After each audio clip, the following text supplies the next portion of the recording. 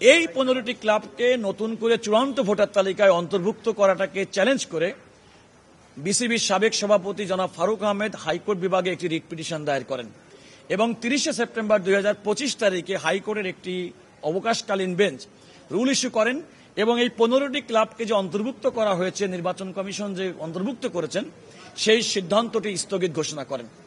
এই স্থগিতাদেশের বিরুদ্ধে আমরা ক্লাবের পক্ষ থেকে আমরা সুপ্রিম কোর্টের আপিল বিভাগে আজকে একটা সিএমপি ফাইল করেছি এবং সেটা শুনানি হয়েছে।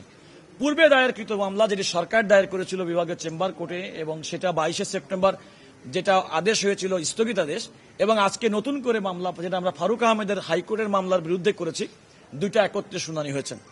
একত্রে শুনানি হওয়াতে যে 15টি ক্লাবকে নির্বাচন কমিশন পরবর্তীতে অন্তর্ভুক্ত করেছিল এবং যাদের অন্তর্ভুক্তিতা হাইকোর্ট বিভাগ 30 সেপ্টেম্বর 2025 তারিখে স্থগিত করেছিল, সেই আদেশটি মাননীয় চেম্বার বিচারপতি স্থগিত ঘোষণা করেছেন। আর ইতিপূর্বেকার জনাব আমিনুল ইসলাম কর্তৃক স্বাক্ষরিত যে চিঠি চ্যালেঞ্জ করে 6টি জেলা কাউন্সিলরদের পক্ষ থেকে যে রিট আমরা 22 সেপ্টেম্বর করেছিলাম এবং সেদিনই মাননীয় চেম্বার জজ কর্তৃক যে স্থগিতাদেশ দেওয়া হয়েছিল সেটি অব্যাহত থাকবে। দুটি মামলায় মাননীয় চেম্বার বিচারপতি হাইকোর্ট বিভাগে পাঠিয়েছেন এবং হাইকোর্ট বিভাগে চূড়ান্ত নিষ্পত্তি হবে।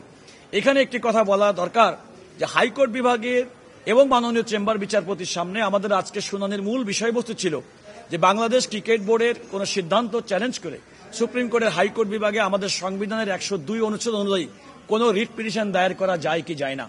আমরা উভয় ক্ষেত্রেই বলেছি, প্রথম মামলাতে আমরা বলেছি যে আদালতের এই ক্ষমতা, বেশ কয়েকটি উদাহরণ আমরা আদালতের সামনে নজির উপস্থাপন করেছি।